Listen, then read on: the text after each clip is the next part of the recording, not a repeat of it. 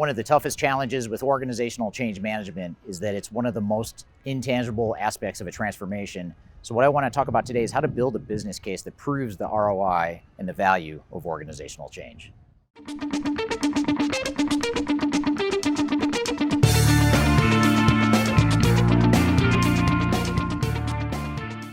My name is Eric.Kimberling. I'm the CEO of Third Stage Consulting. We're an independent consulting firm that helps clients through their digital transformation journeys. And as I mentioned, one of the challenges of organizational change management is that a lot of executives and project team members and organizations in general fail to understand and recognize the value, the tangible, measurable business value of organizational change management.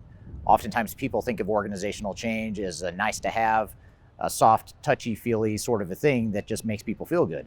And while that may be true to some degree, I'm a firm believer that organizational change management delivers measurable, tangible business value, and that without organizational change management, you're actually losing a lot of that business value. And that's exactly what I want to talk about here today.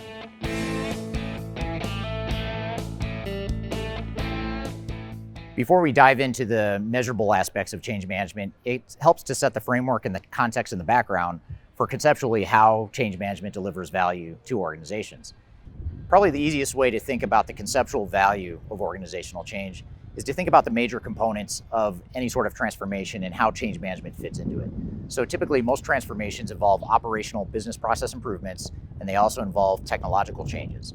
And on paper, that all sounds good, looks great, and there's a lot of value that you can unlock in those two areas, but none of that actually happens until you close the circuit with organizational change management. So it's helpful to think of it as sort of an electrical circuit. Without the change management in the middle to connect the dots between operational improvements and technology, the change simply isn't going to happen. So that's probably the easiest starting point to demonstrate and explain the value to executives and other project team members that may not recognize the value of organizational change management. Now, in the short term, there's a lot of value, a huge amount of value in organizational change management that oftentimes will get executive attention. And that is, with organizational change management, you are going to implement your transformation a lot faster and cheaper than if you didn't invest in organizational change management. Now, that may sound counterintuitive in theory because on paper, you're actually adding to the cost by adding an investment of time and money in change management.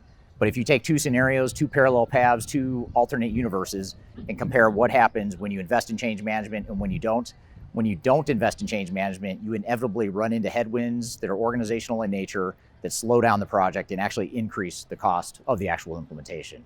So probably the best way to get people's immediate attention is to demonstrate how organizational change management delivers real business value in the form of implementing faster and cheaper than if you didn't invest in organizational change. Perhaps the biggest hidden cost of any transformation is not necessarily the immediate implementation time and cost that you invest in the actual transformation, but it's the costs and the opportunity costs and the damages of what happens after a failed implementation.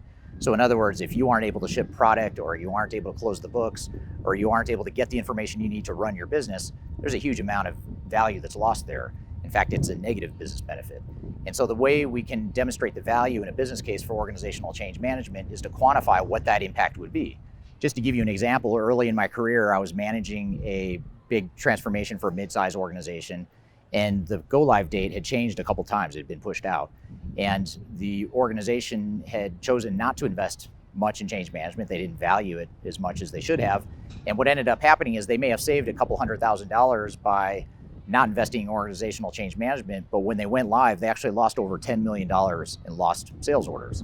And so the profit on that was probably $1 or $2 million of net profit that was lost by not investing that $100,000 or $200,000 in what would have been an effective change management strategy for this particular organization. So you really want to quantify what that impact is and how organizational change management will help you avoid that problem. And the tricky part is that most people don't recognize what those potential downside risks are. So you really have to look at quantifying what the impact would be if you couldn't ship orders for a month, or if you ran out of inventory, or if you had high employee turnover because there was so much frustration and morale was so low. There's costs there associated with that, and organizational change management mitigates those costs. Now, we've talked about how organizational change management is going to save you time and money in the actual transformation, and how it's going to avoid the operational disruption and all the opportunity and hidden costs that come after a troubled transformation. But now let's look even further down the line and longer term. And that is demonstrating real business value and getting the ROI of all the benefits that you expect to get out of your new technology or your new process improvements. Now, on paper, you may have a business case that shows that you're going to get X million dollars of benefits per year through areas A, B, and C, whatever your business case may show. But the reality is you're not going to get those benefits, and those are just placeholders on a piece of paper without organizational change management. So you can take those business benefits and slash those down to a fraction of what you're estimating them to be, and that's what they'll actually be if you don't invest in change management. So while this may be somewhat subjective in nature, if you can quantify your business benefits and take a subjective reduction in business benefits, typically that will give you a pretty good order of magnitude impact of the cost of not investing in organizational change management. So at the end of the day, what we need to do is look at how organizational change management is going to help us reduce cost in the actual implementation, reduce cost in terms of operational disruption, and ultimately increase business value longer term, and also increase business value longer term after the transformation. And when you put all these numbers together, usually you're going to have a very compelling case for change, even if you use conservative assumptions of what the impact of change management might be. So I encourage you to try to quantify as much as you can, because organizational change management, as I mentioned at the beginning of the video, is perceived as such a touchy-feely, soft thing. You can touch and feel business processes, you can see them, you can document them, you can touch and feel the software, you know when the software, the technology is working or not, but change management is really hard to see and touch and feel, but you do feel it eventually, and usually by the time you feel the impact of not investing in organizational change management, it's too late. So do what you can to quantify something that's very intangible, because there's a very real benefit to that.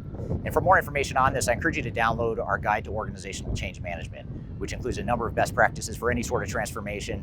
It may give you additional guidance and tips on how to quantify and build that business case that we're talking about here today. So I hope you found this information useful. Hope you have a great day.